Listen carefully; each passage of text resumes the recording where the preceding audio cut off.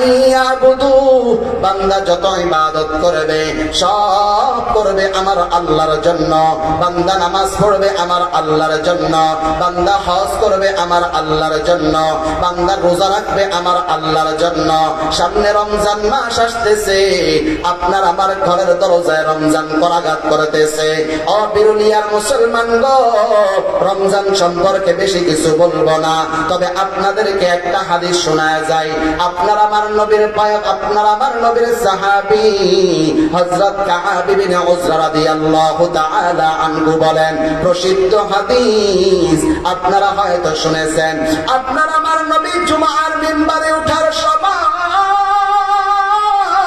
মিম্বারের প্রথম সিঁড়িতে পা রেখে বললেন আমিন, দ্বিতীয় সিঁড়িতেও পা রেখে বললেন আমিন, তৃতীয় সিঁড়িতেও পা রেখে বললেন আমিন।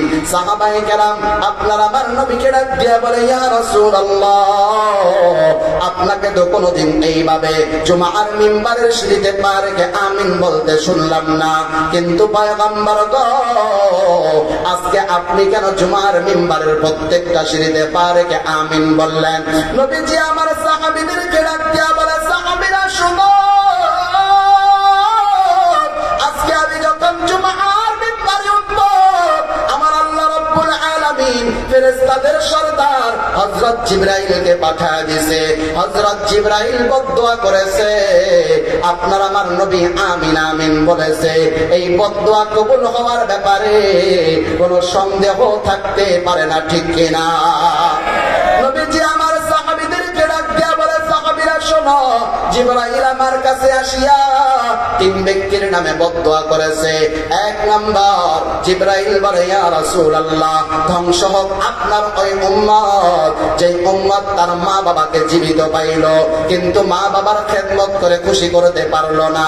আপনার আমার নবী বললেন আমিন। জিবরাইল ডাক দিয়া বলে, ইয়া রাসূলুল্লাহ, দুই নম্বর কথা, ধ্বংস হোক আপনার ওই উম্মত, যে উম্মত আপনার নাম শুনিয়াও আপনার উপর দুরূদ পড়লো না। আপনার আমার নবী বললেন আমিন। জিবরাইল ডাক দিয়া বলে, ইয়া রাসূলুল্লাহ, ধ্বংস হোক আপনার ওই উম্মত, যে উম্মত রমজান মাস পাইল কিন্তু নিজের জীবনের গুনাহ খাতা মাফ করাইতে পারলো না। আপনার আমার নবী বললেন আমিন।